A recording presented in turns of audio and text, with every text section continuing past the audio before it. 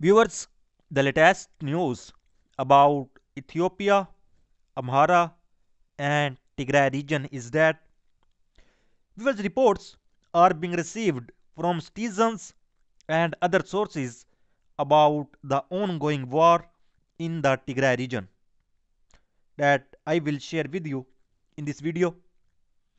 Viewers reports are being received from many sources that for several days there has been fight on Eritrea-Tigray border between Eritrean Defense Force and Tigray Defense Force, which is becoming increasingly intense. If you remember, in the previous video, I informed you that Tigray Defense Force sources are claiming that Tigray Defense Force has gained victories on the Rama front against Eritrean Defense Force.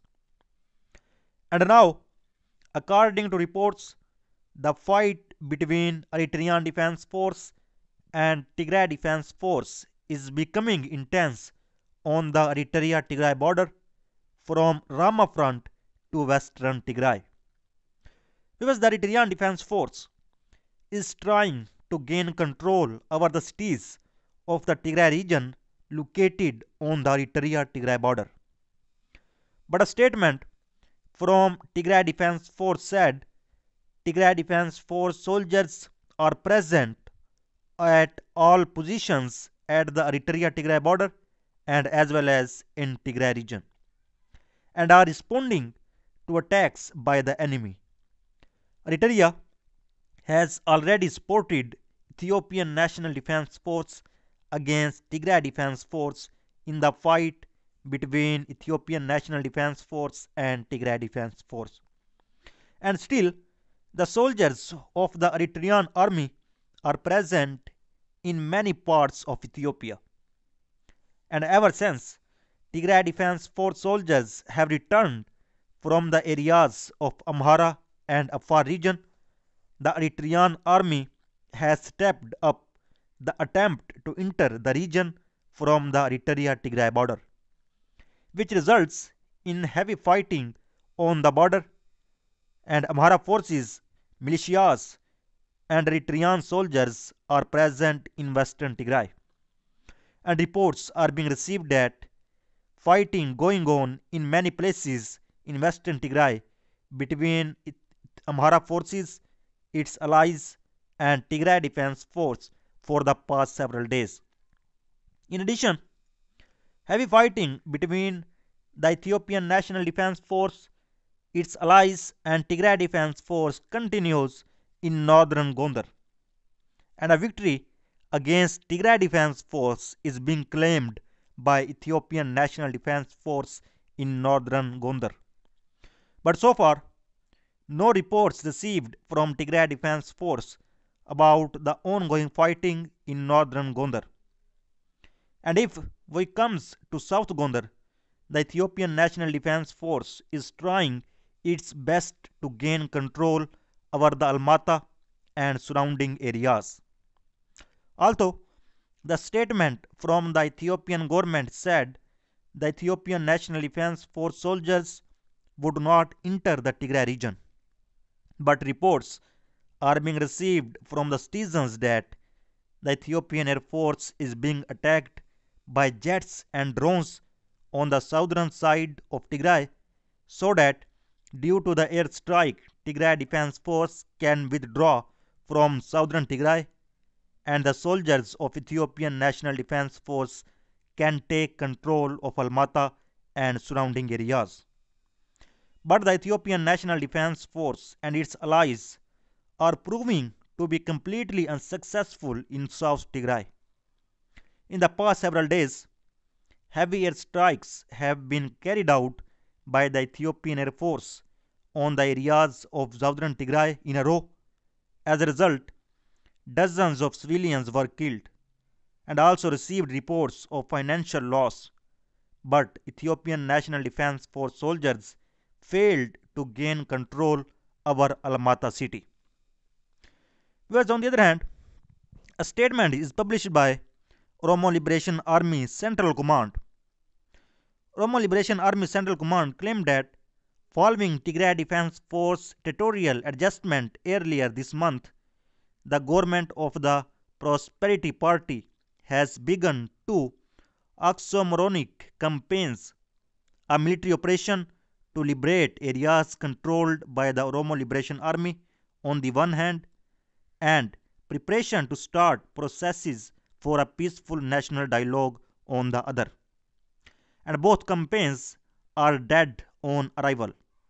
Its effort at starting a national dialogue, which aims to establish a commission the members of which are to be handpicked by the PM himself, is at best a very costly joke in a country with dwindling national resources. And no national dialogue can be meaningful without being truly inclusive and under the supervision of an independent commission. And in its crusade to eradicate our forces in the front lines, the regime's ragtag army of special police and local militia have been routed on all fronts, and our forces have, as a result, captured more areas and weapons. And said that to cover up these losses, the regime of Abiy Ahmed is killing, maiming, and displaying civilians across Oromia to point fighters at our gallant and disciplined fighters. And clear evidence is now coming out that directly implicates the Prosperity Party. And one of the most egregious case is the video showing the massacre of Oromo civilians in Volo that recently went viral on social media, and another equally repugnant act of cleansing the Oromo people of its leader, its Gada leaders in this case, and is the massacre of Gada elders of Karyayu in East Showa zone, and the recent killing of the family of ex-president of the Oromia region is the latest episode in PP's recent genocidal adventure in Oromia. And these killings are not mere allegations of wrongdoing on our part, and credible evidence that directly incriminates the regime has been piling up, even though for an entirely different reason than seeking justice for the injured public. The government has, for instance, taken full responsibility for the brutal massacre of Gada elders. Its current state minister of the FDR Ministry of Peace. And the regime is also making use of other tactics to cover up its losses and at the same time deintegrate the Oromo Liberation Army in all of its disparate operations. And the following are some of the tactics currently in operations. Oromo Liberation Army claimed that deploying base troops with artificial wigs to impersonate members of the Oromo Liberation Army and committing atrocities in the frantic attempt to distance Oromo Liberation Army from the Oromo people, and trying to give some credence to its national dialogue by parading dismissed ex-members of the Oromo Liberation Front and Oromo Liberation Army in front of its media outlets, and utilizing the national dialogue itself, in which the regime talks with itself to deceive the international community into believing that Ethiopian stakeholder of all persuasion and participating in the process. And said, hence the Oromo Liberation Army would like to remind the international community that the regime of Abiy Ahmed is wantonly killing civilians across Oromia, and some evidence from their own admission.